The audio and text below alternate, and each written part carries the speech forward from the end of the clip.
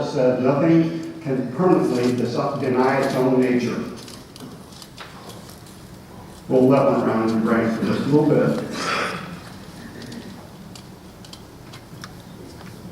Emerson said, "What you are, shout so loud that I can't hear what you say."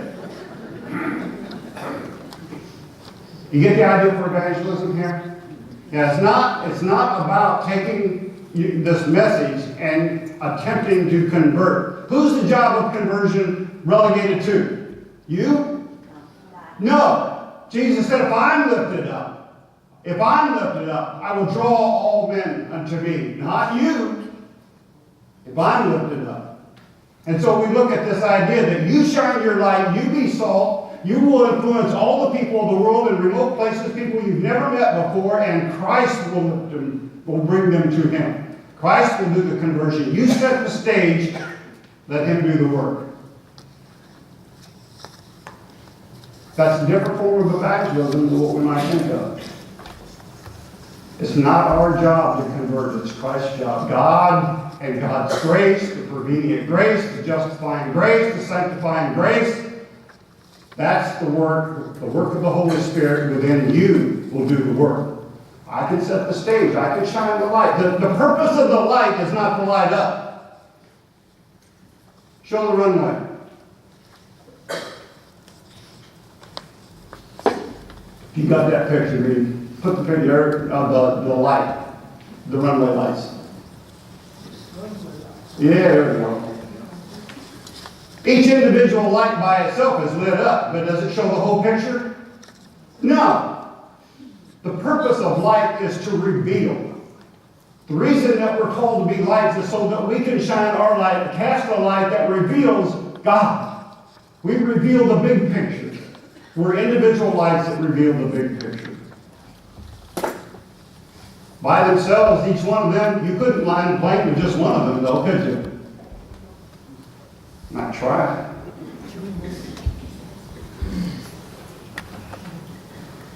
There was a lot of people that got this.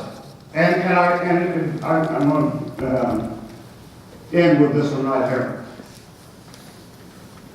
The first century writer, I went to one of I was reading one of the big commentaries that I read for one of the Sermon on the Mount. He talked about a guy by the name of Matthews.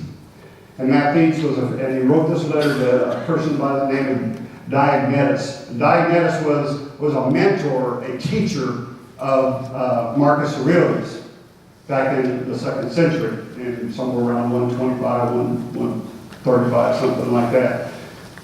But Matthews was a disciple of Paul, they think, that he was one of his catechumens, that he hung on around with Paul, or knew somebody that was influenced possibly by, like Barnabas, but he was real close to that. And he writes a letter, and it's interesting to read because it reads like an epistle letter. So, and the reason that it wasn't canonized because it wasn't known about it at the time, but he writes on about the manner of Christians. Listen to what he says. He's writing a letter to this guy that's a teacher, and he's from Paul. It says, to sum it all up in one word, what the soul is to the body, Christians are Christians in the world. The soul is dispersed throughout all members of the body, and Christians are scattered throughout all cities in the world. The soul dwells in the body, yet is not of the body. And Christians dwell in the world, yet we're not of the world. The invisible soul is guarded by the visible body, and Christians are known indeed to be in the world, but their godliness remains invisible. The flesh hates the soul and wars against it. It suffers, though itself suffering no injury, because it is prevented from enjoying pleasures. The world also hates the Christians, though in no wise injured, because they abjure pleasures. I thought today, this week, Bruce Reed handed me an email, or showed an email that he got from Ed Bushnell, or from Jeannie Bushnell. Everybody, does any people remember them? They were here. Yeah, big company. Ed's not doing too good.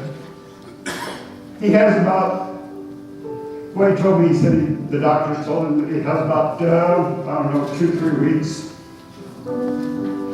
But I called Jeannie expecting to talk to her and just have a conversation with her. And I wanted to comfort her.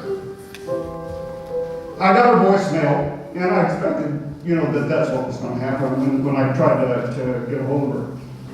And she called back that afternoon about 2:30.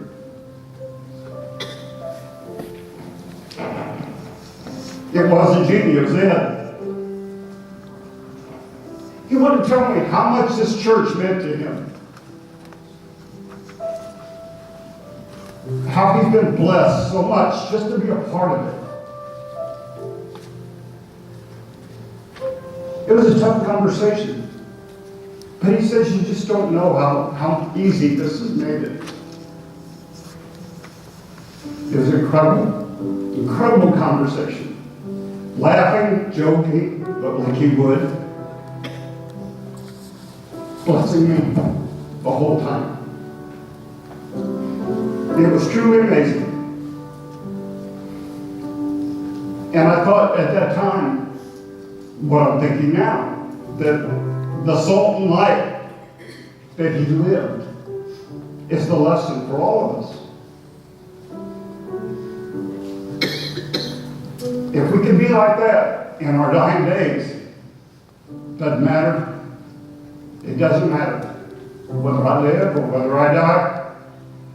In fact, he ended the conversation with something so profound. He said, I always loved your sermon. You always taught me something new. But he said, in about 3 weeks, I want to know more than you.